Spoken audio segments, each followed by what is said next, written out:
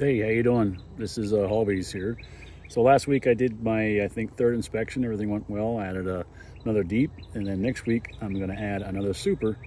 Um, so we'll see how that goes, and I'm excited to see how the bees are growing. If they start taking the top deep, brood box.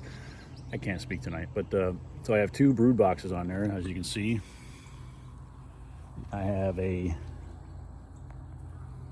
basically two deep. Sorry, I can't get my fingers right. So I have a deep here and a deep here, and then next week I plan on putting on a super if this one here has been drawn out. We'll just have to see. Like I said, a brand new beekeeper here, but it's just fun kind of planning and seeing how my plans are working out. Mostly the bees are doing the work, but I'm still excited and learning.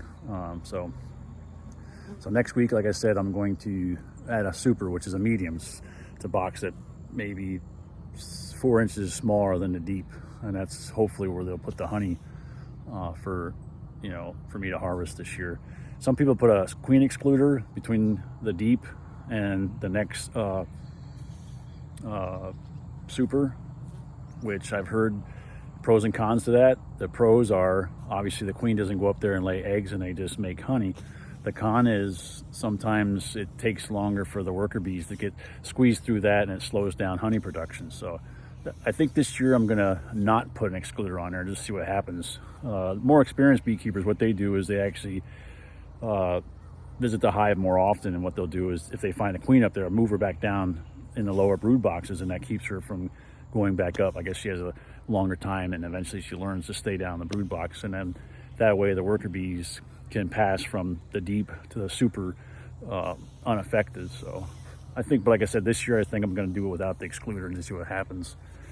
As I said before, I'm a brand new beekeeper, so if I get honey this year, that's awesome. If I don't, I'm not worried about it. It's more all experience for me. So it's 7 a.m. here on a Sunday, Mother's Day. Happy Mother's Day to all the mothers out there.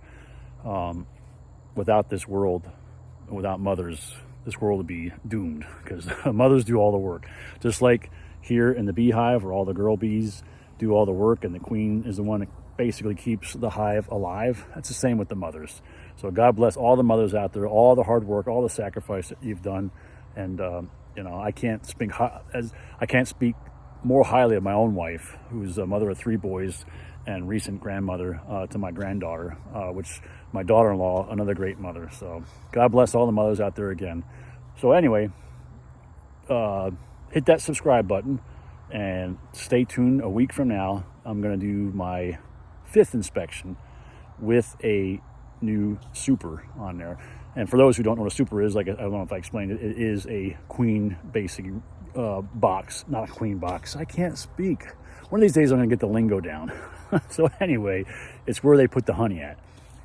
But I promise, all my videos are going to be unedited. So what you hear the first time is what I said. I'm not going to fix anything.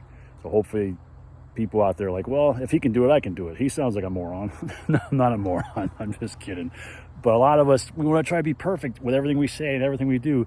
Life's not perfect. Half the time when we talk to people, we say stupid things, or we don't explain things properly, or we mispronounce things. That's life, learning and just being a human being. So that's my channel is going to be about being a human being, making mistakes the first time, showing you guys and gals the first time what it's like to make mistakes, and hopefully I'll encourage somebody to get out there and try something new. But anyway, like I said, happy Mother's Day, God bless, and we'll see you next week.